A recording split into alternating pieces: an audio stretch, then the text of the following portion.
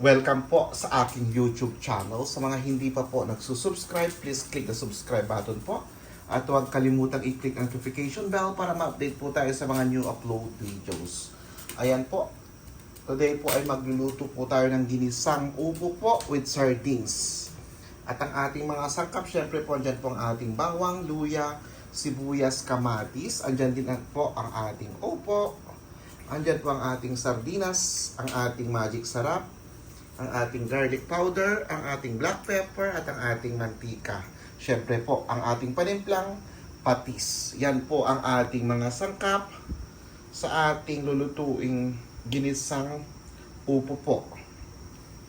At meron din tayong asin, kung kulang yung patis natin.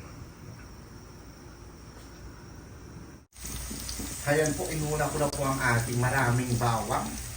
Mas maraming bawang po, mas maraming health benefits. Ayan po ang ating bawang. Ayan po. At isusunod ko na rin po ang ating sibuyas.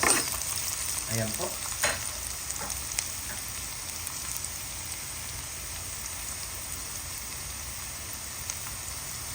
Ayan na po ang ating bawang, sibuyas, at ang ating luya. Naigigisa ko na po. Isusunod ko na rin po ang ating kamatis.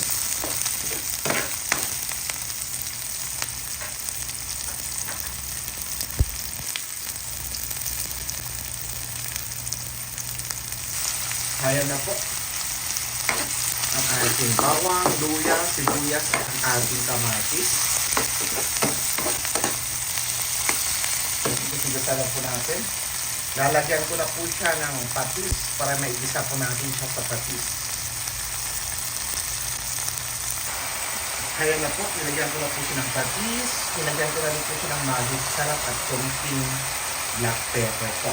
At nilagyan ko na rin po siya ng garlic powder. Ayan, ilalagay ko na po ang ating upo. Ayan po. Ihuhuli ko po yung sardinas para hindi po siya maduro. Pero nasa sa iyo po kung gusto niyo i-gisa together po yung sardinas po.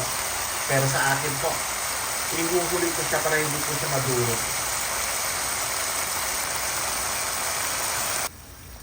Ayan po, nailagay ko na po ang ating upo. Ilagyan ko na rin po siya ng tubig po. Ayan. Tatakpan ko lamang po. Takuluan natin ang ating upo.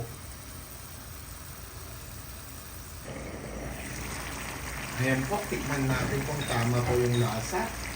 Kung kulang, lagyan natin ng konting asin. At ngayon po, ilalagay ko na yung sardinas. Ayan po.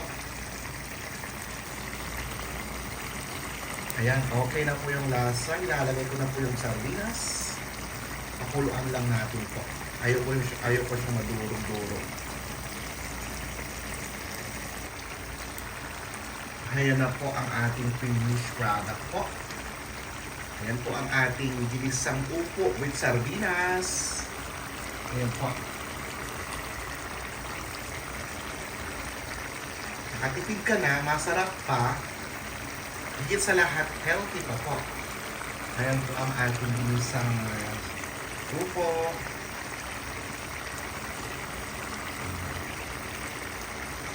Kainan na po. Buti na lang marami yung kanin natin.